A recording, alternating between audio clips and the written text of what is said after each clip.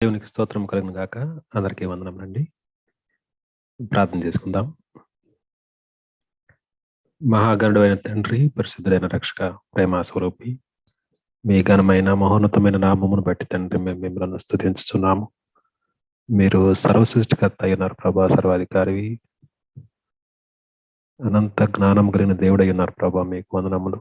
శాశ్వతమైన ప్రేమతో మమ్మల్ని ప్రేమించినటువంటి మా ప్రియ పరలోక తండ్రి, మేము మిమ్మల్ని స్తుతించుచున్నాము.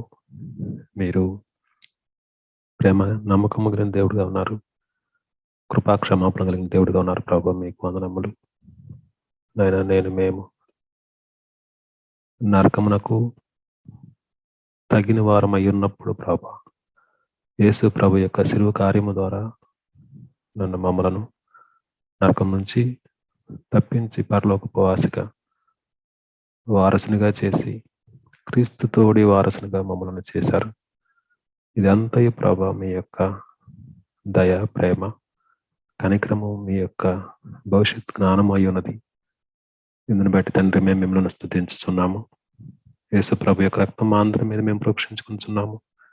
పరిశుద్ధాత్మ దేవ, మీరు మాతో కూడా ఉండండి, మమ్మలను నడిపించమని మీ వాక్యము మేము మరి నాయన దానికి ఏ విధముగా లోబడి మా జీవితములుగా దాన్ని అన్వయించుకొని ప్రభా మరి క్రీస్తు సారూప్యం మాలో ఏర్పడుటకు కావలసిన సహాయమును పరిశుద్ధాత్మ ద్వారా మీరు మాకు అనుగ్రహించి నడిపించి మీ నామమునకు మహిమగాను మీ నామమునకు ప్రభా మేము సాక్షులుగా జీవించు అనేకులను ప్రభా దేవుని రాజ్యం నడిపించుటకు మమ్మల్ని ఒక్కొక్కరిని మీ దైవ హస్తములకు అప్పగించుకొనొచ్చు. మా ప్రియుడు రక్షకుడు యేసు ప్రభు నామములో ఈ ప్రార్థన మాలను మీకు సమర్పించుచున్నాం తండ్రి. ఆమేన్.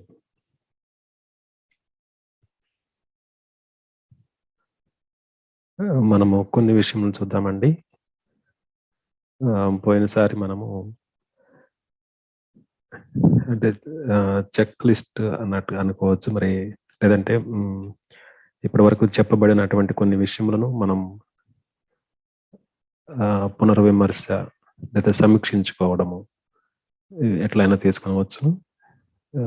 చెప్పబడుతున్న వాక్యానికి నేను ఏ విధముగా ప్రతిస్పందిస్తూ ఉన్నాను, లోబడుతూ ఉన్నామా, లేక నేర్చుకున్న దాన్ని బట్టి నాకింత తెలుసు అనేటువంటి అతిశయంలోకి వెళ్తూ ఉన్నామా? లోబడితేనేమో మనము యేసు ప్రభు పోలికలోనికి మనం ఆ స్వరూపంలో నడిపించబడతా ఉన్నాము. లేదు అంటేనేమో అతిశయము, గర్వము సాతాను సంబంధించినగా ఉన్నది, ఆ విధంగా వెళ్తా ఉన్నామా? అయితే మనము నేను ఇవి చెప్పేవన్నీ కూడా నేను ఎక్కడి నుంచి తీసుకురావట్లేదు. నేను నేర్చుకుని దానికి నేను లోబడటానికి నాకు చాలా కష్టం అయిపోయింది కొంతకాలం, కొన్ని సబ్జెక్ట్స్ విషయంలో. అట్లా నాకు కష్టమైనా సరే దేవుని వాక్యము సత్యము, దానికి ఎప్పుడైతే నన్ను నేను లోపరుచుకోవడానికి ఇష్టపడి ఆ విధంగా చేసిన అది నాకు మేలైంది. అందుకని దాన్ని ఒక క్రమంలో నేను ఎట్లా మేలు పొందాను,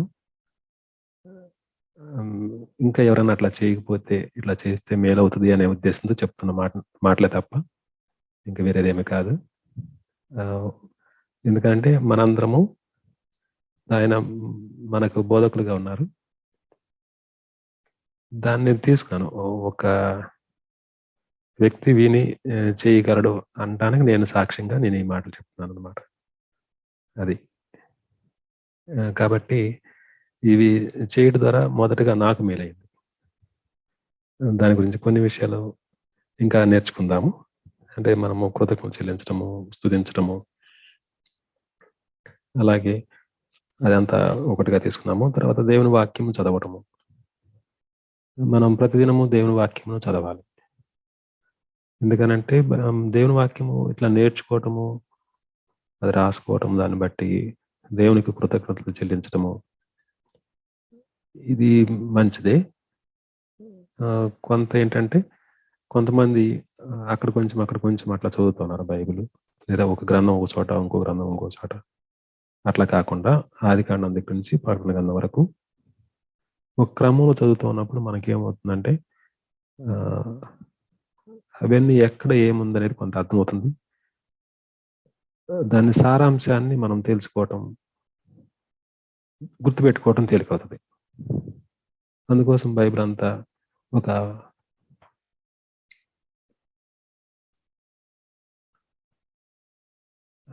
ఒక క్రమంలో మనము నేర్చుకుంటాం ద్వారా అది మనకు చాలా మేలు అవుతుంది.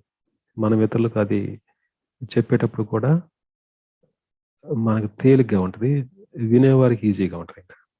మనం ఇంట్లోనే మన పిల్లలు చెప్పాలంటే అది చాలా మేలు అవుతుంది. ఒక కథలాగా సరళముగా చెప్పడానికి అది చాలా మేలు అవుతుంది. సరే, అట్లా చెయ్యాలి. బైబిల్ చదవటము చెయ్యండి. అట్లాగే మనం చెప్పాము ప్రొక్లమేషన్స్ అని, అది తప్పనిసరిగా చేయవలసిందే. దాని గురించి కూడా మళ్ళీ ఈరోజు కొన్ని పాయింట్స్ చెప్తాను. అది ఎట్లా చేయాలనేది. ప్రార్థన చేయడము, ఇతరుల కొరకు విజ్ఞాపన చేయడము, మనం వ్యక్తిగతంగా పాపంలో ఒప్పుకోవడము. మరి చాలా మందికి ఎట్లా ఉందంటే పాపం ఒప్పుకునే దగ్గరకు వచ్చేసరికి ఏమంటున్నామంటే, నేను పాపం అంతా ఒప్పేసుకున్నానండి, నీకేమీ లేదు, నేను పరిశుద్ధుడినే అని అట్లా అంటున్నారు. నేను చాలా మందిని కౌన్సిలింగ్ చేసినప్పుడు అసలు మాకు పాపం అంటే ఏందో తెలియదు అన్నట్టుగా మాట్లాడుతున్నారు. అట్లా మాట్లాడుతున్న ఒక ఆయన, నేను అతనితో మాట్లాడుతున్నప్పుడు అంటే సాక్ష్యం ఏంటో చెప్పకూడదేమో, అతను విమర్శించడం కోసం కాదు, కానీ మనం ఎట్లా ఉన్నాం, మన హృదయం ఎట్లా ఉందని చెప్పడం కోసం అతను నేను అసలు ఏ తప్పు చేయలేదు అన్నాడు. కొంచెం లోతుకి వెళ్ళి నేను అన్ని ఏరియాస్ మాట్లాడాను అన్నమాట. మీ బాల్యంలో మీ తల్లిదండ్రులకి మీరు విధేయులుగా ఉన్నారా, మరి దేవునికి లోబడతా ఉన్నారా, అట్లా ఒక్కొక్క స్టేజ్లో ఒక్కొక్క ఏ విధంగా తప్పిపోతామో ఆ పాయింట్స్ అని చెప్పుకుంటూ వస్తే ఆయన ఏమన్నా అంటే, నేను డ్యూటీలో ఉన్నాగా ఒక వ్యక్తిని చంపానండి అన్నాడు.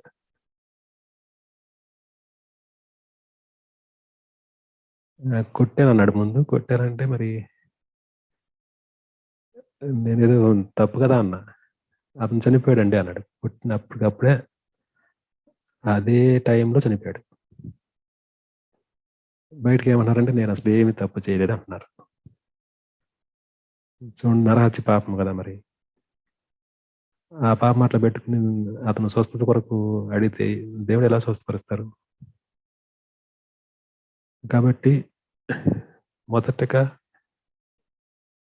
నన్ను నేను పరిశోధించుకొని ఆ పాపం దేవుని సన్నిధిలో ఒప్పుకొని క్షమాపణ పొంది ఆయన రక్తంతో ఆ పాపం తుడిచివేయబడవలను. తర్వాత ఆ పాపము ద్వారా మనలోనికి వచ్చినటువంటి దయ్యాన్ని వెళ్ళగొట్టాలి. పాపం ఒప్పుకోవడం అంటే అంత ఉన్నది. ఈ మాట గుర్తుపెట్టుకోండి. ఒక్క పాపం చేసినప్పుడు ఆ పాపమును నోటితో ప్రభు సన్నిధిలో ఒప్పుకొని ఆయన క్షమాపణ పొంది, ఇది మొదటి మెట్టు. రెండవది, ఆయన రక్తముతో ఆ పాపమును కడగవలెను. మూడవది, ఆ పాపము ద్వారా మనలోనికి వచ్చిన దయ్యమును వెళ్ళగొట్టాలి. అప్పుడు ఆ పాపానికి మనకి ఉన్న సంబంధము పూర్తిగా తొలగించబడుతుంది. ఆ విషయమై మనము నీతిమంతులుగా చేయబడతా ఉన్నాము, పరిశుద్ధులుగా అవుతా ఉన్నాము. ఈ విషయమై, ఈ పాపం విషయమై సాతాను ఇక నన్ను మనల్ని ఎవరు వాడేమి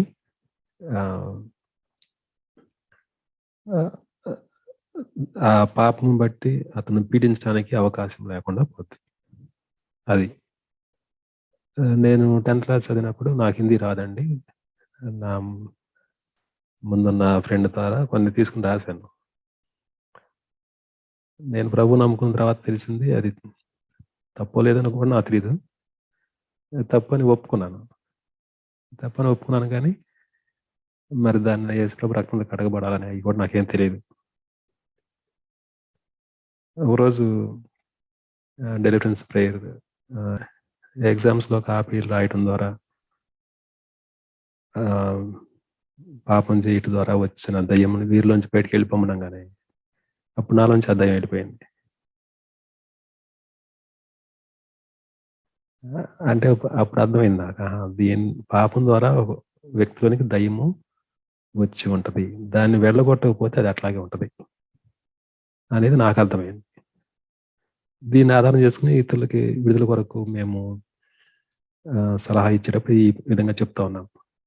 కాబట్టి అట్లా చేయటము ఇక సాతానుకి మన మీద ఏ అధికారము లేకుండా ఉంటది. ఇది మనం చేయవలను. పాపం ఒప్పుకోవడం, మరి పాపం ఒప్పుకోవడం ఇంకా తెలియలేదనుకోండి, దానికి ఒక చిన్న మీకు ఎగ్జాంపుల్ చూపిస్తాను, మీరు అట్లా చేయొచ్చు. దానికి ఏదైనా మీకు ఇంకా సహాయం కావాలంటే నేను చెప్తాను. ఎఫెసీయులకు రాసిన పత్రిక 4వ అధ్యాయము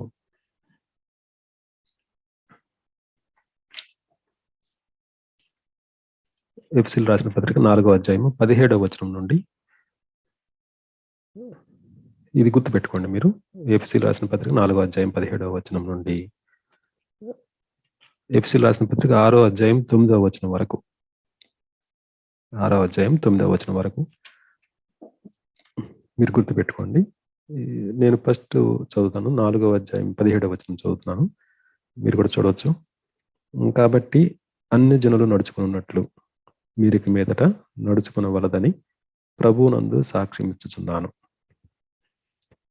అన్ని జనులు నడుచుకున్నట్టు అంటే అన్ని జనులు ఎట్లా నడిచారో అట్లా నేను నడిచాను అనుకోండి. నేను ఇంతకుముందు విగ్రహారాధికుడిని, అది ప్రభువుకు వ్యతిరేకమైన నడవడి. ఇప్పుడు నేనేం చేయాలి?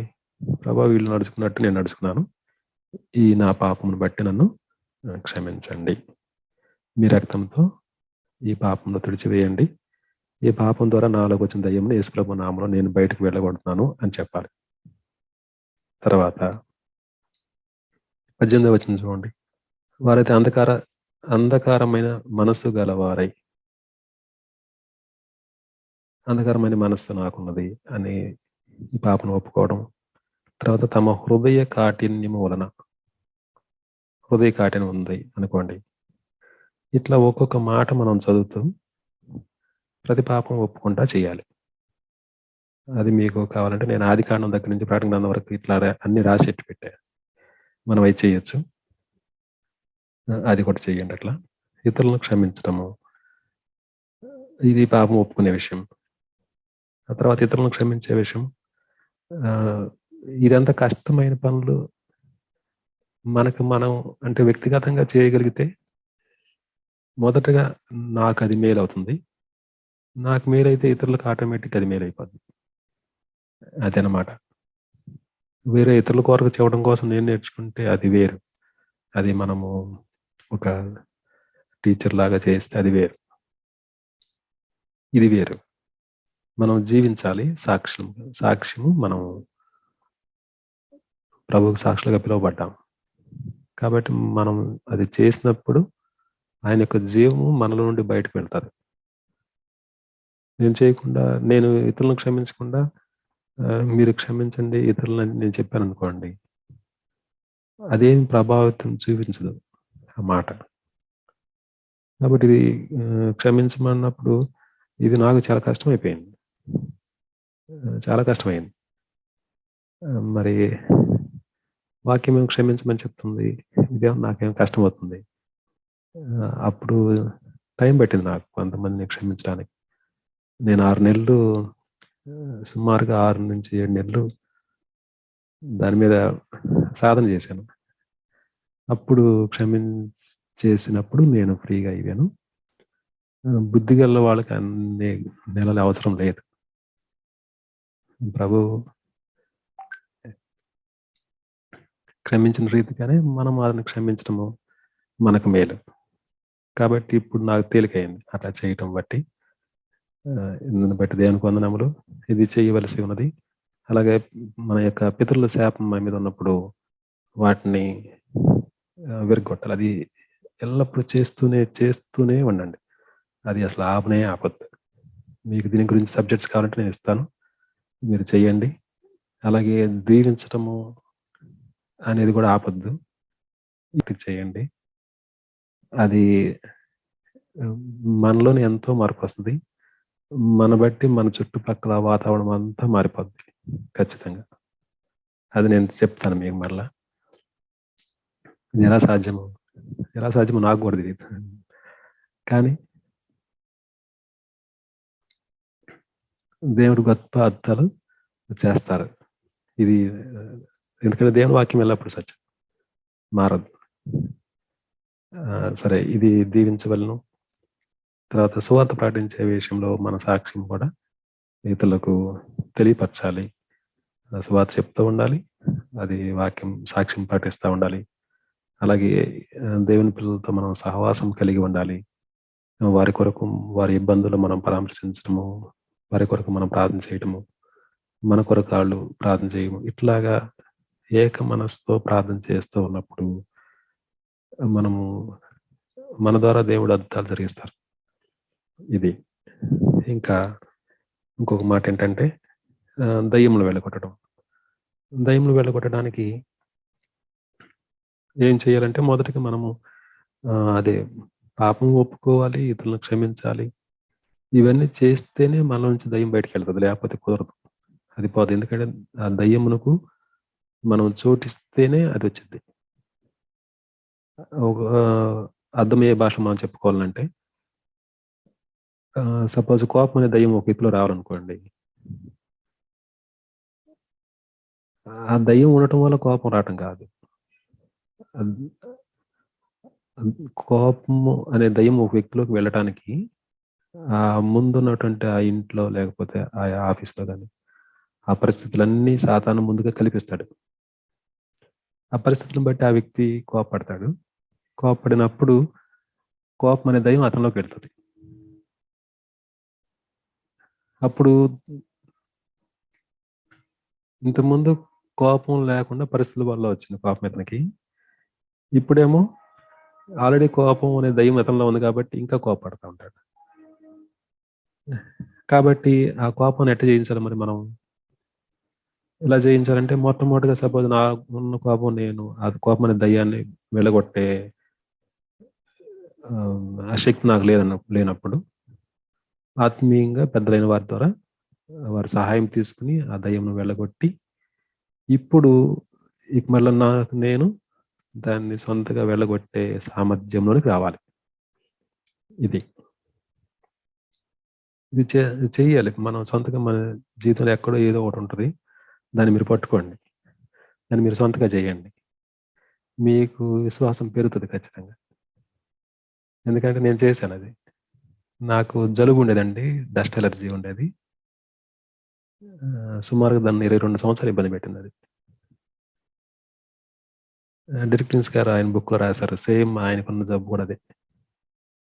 ఆయన ఆ బుక్లో రాసిన దాన్ని బట్టి ఇది నేను ఎందుకు చేయకూడదని తీసుకున్నప్పుడు సుమారుగా నెల రోజులు పెట్టింది నాకు ఆ దయ్యాన్ని వెళ్ళగొట్టడానికి. మళ్ళీ ఆపేసాను వెళ్ళగొట్టడం. ఒక రోజు ఆపామనుకోండి ఊరుకుంటుంది, 4 రోజులు ఆగితే మళ్ళీ వస్తుంది తుమ్మురు అట్లా. ఇట్లాగా కుదరదు అని చెప్పి నేను ఇక మళ్ళీ చేస్తూనే ఉన్నాను. దయ్యం వెళ్ళిపోయింది. ఇప్పుడు నాకు ఆ డస్ట్ ఎలర్జీ లేదు. దేవునికి వందనములు. ఇదేంటంటే మనం చెయ్యాలి. ప్రతివారు యేసు ప్రభు శిష్యులుగా అవ్వవలెను. ఎవరో చేస్తారు కదా, ముందు మాత్రం సహాయం తీసుకోవాల్సిందే. ఇతరుల సహాయం తీసుకుని పెద్దల ద్వారా మనం విడుదల పొంది దాన్ని మన జీవితంలో దాన్ని అప్లై చేస్తూ ఉండాలి. ఇది తర్వాత అట్లాగే రోగముల విషయమై దయ్యముల చేత పీడించబడుతూ ఇంతే అనుకోవడం తప్పు. ఆ దయ్యం మీద మనకు దేవుడు అధికారం ఇచ్చారు, రోగముల మీద దేవుడు అధికారం ఇచ్చారు. వాటిని అధికారం మనం వాడుతున్న కొలది ప్రభు మనకి ఇంకా శక్తినిస్తారు, తర్వాత మెట్టు తీసుకెళ్తారు మనల్ని. దాన్ని వాడకుండా అట్లా పెడితే అది ఎవరికి ఉపయోగం లేదు. కాబట్టి ఈ విషయాలై మనం ఇవన్నీ చేయాలి. తర్వాత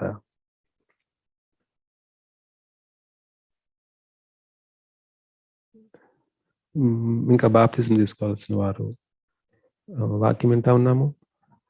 యేసు ప్రభు దేవుని కుమారుడని, ఆయన నా పాపం నిమిత్తమై సిలువలో మరణించి సమాధి చేయబడి తిరిగి లేచారు అని నమ్మిన ప్రతి వ్యక్తి కూడా వెంటనే నీటి బాప్తిస్మం పొందవలను. ఇక ఆలస్యం చేయడానికి సమయం లేదు. కాబట్టి మనము మన ఇంటి వారిని సిద్ధపరచాలి. ఇదొకటి. తర్వాత స్తుతించే విషయము, ప్రకటించే విషయంలో కూడా చిన్న తేడా తెలియపరుస్తాను. ఇవన్నీ మీకు తెలిసి నేను కొత్తగా ఏం చెప్పట్లేదు. ఇది నేను చేస్తా ఉన్నాను, మీరు కూడా చేస్తే మీరు మనందరి పక్షంగా నేను చెప్తున్న మాట ఇది. మనం ఇది ఇలా చేస్తే మేలవుతుంది అనేది ఒక సాక్ష్యంగా నేను మీకు తెలియపరుస్తున్నాను. స్తుతించడము మరియు ప్రకటించడం, నోటి మాట అంటే దేవుని వాక్యము నోటితో ప్రకటించడం అనేది, ఈ రెండు ఎట్లా తీసుకునే వాళ్ళంటే, స్తుతించడం అనేది కూడా దేవుని వాక్యం నుంచే మనం తీసుకుని దేవుని స్తుతిస్తాము. ఇది దేవునికి మనకు ఇది వ్యక్తిగతమైన సంబంధము. ఇది దేవుని యొక్క ఉద్దేశము మనిషి పట్ల ఏమై ఉన్నది అనే దానికి జవాబు ఇది. దేవుని మనం స్తుతించడం అనేది. ప్రకటన చేయటం అనేది ఏంటంటే, ఇది కూడా మనలో వాక్యం తీసుకుని చేయాలి. ఈ రెండుకి ఉన్నటువంటి తేడా ఏంటంటే, స్తుతించుట అనే దానికి ఎట్లా ఉందంటే, సపోజ్ మనం ఇంట్లో ఉన్నాము, ఒక దొంగవాడు కత్తి తీసుకొచ్చాడు అనుకోండి. కత్తి తీసుకొచ్చినప్పుడు మనం ఇంట్లో ఉన్నాము, ఆ దొంగల చేతిలో కత్తి ఉంది. మనం ఆ దొంగను చూసిన వెంటనే ఏం చేస్తాము? వెంటనే తలుపేసేసుకుంటాము. ఇప్పుడు ఆ దొంగ అతను మనల్ని ఏం చేయగలడు? ఏమి చేయలేడు.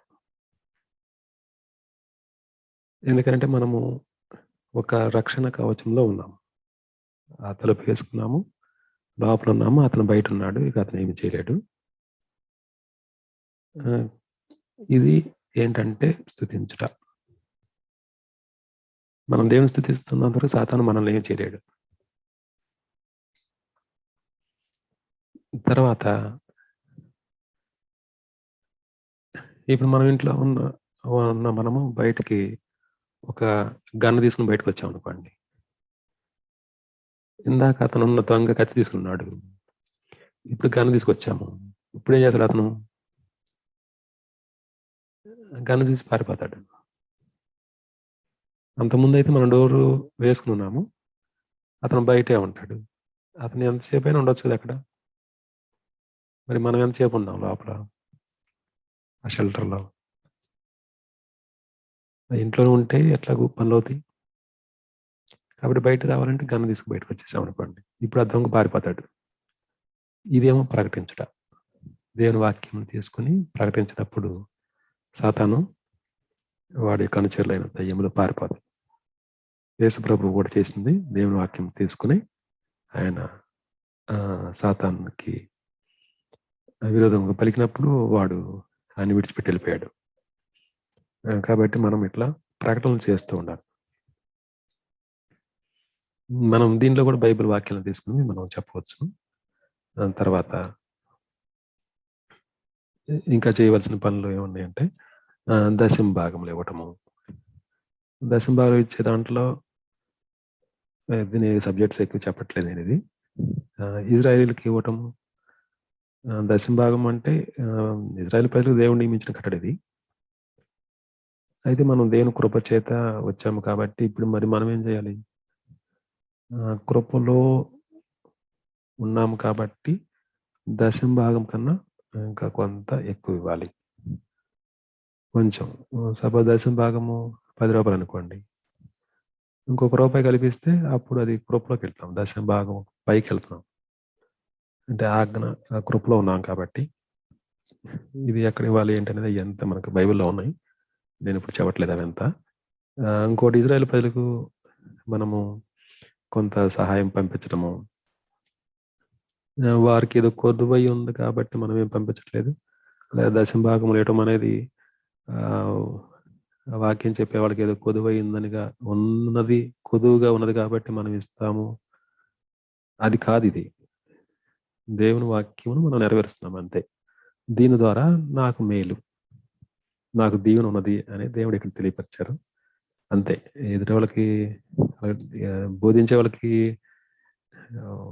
వాళ్ళకి ఉన్నదా లేదా అనేది ఇక్కడ చెప్పట్ల బైబిల్. ఒక విశ్వాసిగా మనం ఏం చేయాలి అనేది నేర్పుతుంది అంతే.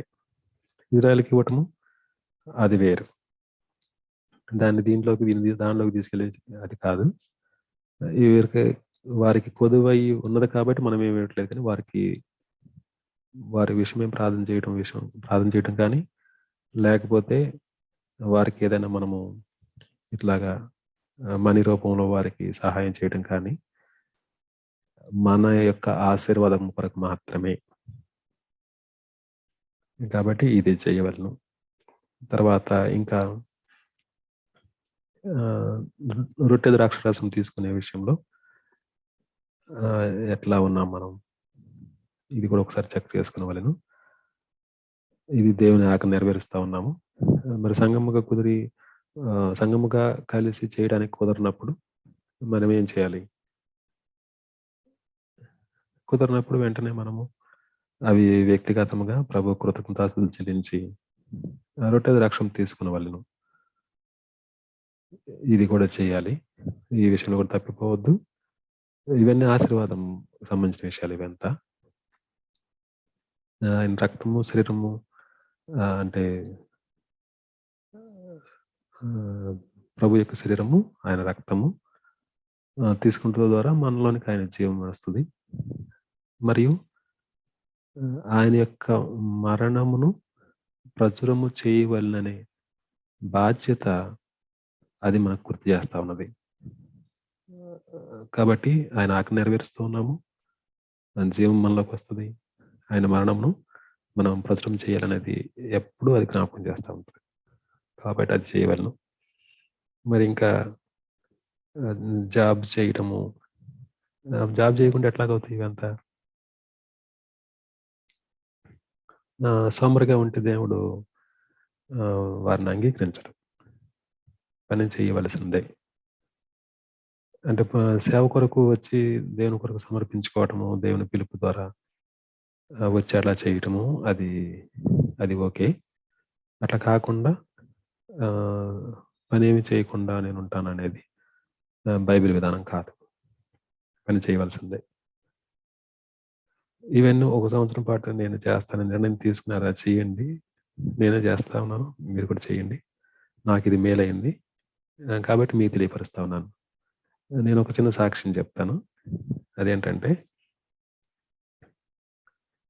ఇది మొదటగా మన జీవితానికి అప్లై చేసుకోవాలి వాక్యం ఇది. నేనేదో పైకి ఎక్కడికి వెళ్ళిపోయానని చెప్పట్లేదు. నేను నేర్చుకుంటానే ఉన్నాను. లోబట్టడానికి అన్ని కష్టం, అన్ని చెప్పినవన్నీ మనం లోబట్టడం కూడా అన్ని కష్టమవుతున్నాయి. కష్టమైన దానికి కూడా మనం లోబట్టడానికి ప్రభు సహాయం అడగవాలి.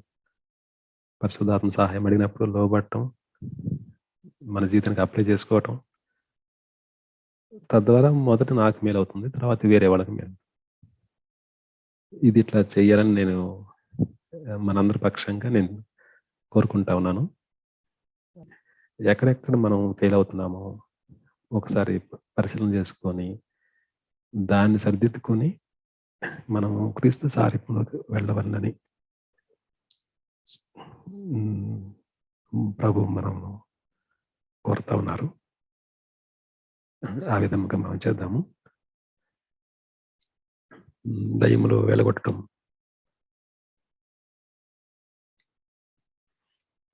అది ఇంకా ఏమైనా మీకు హెల్ప్ కావాలంటే మేము ఈ విషయాలు కనీసం కొన్ని చేయాలని నేను కోరుతా ఉన్నాను.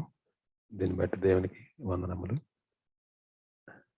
చిన్న ప్రార్థన చేసి మిగతా తర్వాత మీరు స్థుతించవచ్చును. పరిశుద్ధమైన తండ్రి, మీ ఘనమైన నామమును బట్టి మీకు వందనములు. కృతజ్ఞతాస్తుతులు ప్రభా. మీరు దయాళుడు ప్రభా, నీతిమంతుడై ఉన్నారు.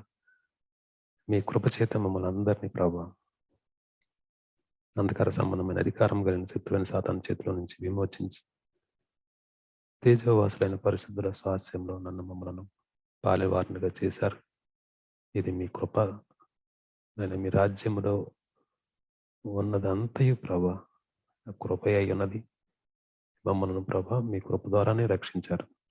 మేము ఏ రీతిగా మీ వాక్యమునకు లోబడి ఎక్కడెక్కడ మేము చెక్ చేసుకునవలసి ఉన్నదో ఆ పాయింట్స్ మీరు మాకు కొన్ని విషయములు తెలియపరిచారు. మీ దాసులు క్రిస్టఫర్ గారి ద్వారా మాకు తెలియపరిచినటువంటి వాక్య సత్యములన్నింటినీ మేము క్రోడీకరించిన దానికి అనుగుణంగా నడుచుటకు కావలసినటువంటి ఆయన ఆ శక్తిని ప్రభా ఆ మెలకువను మీరు మాకు అనుగ్రహించి మా అందరి ద్వారా మీ నామానికి మహిమ ఘనత ప్రభావములు చెల్లించచ్చు. మా ప్రియుడు రక్షకుడైన యేసు ప్రభు నామంలో ఈ ప్రార్థనలను మీకు సమర్పించుచున్నాం తండ్రి. ఆమేన్.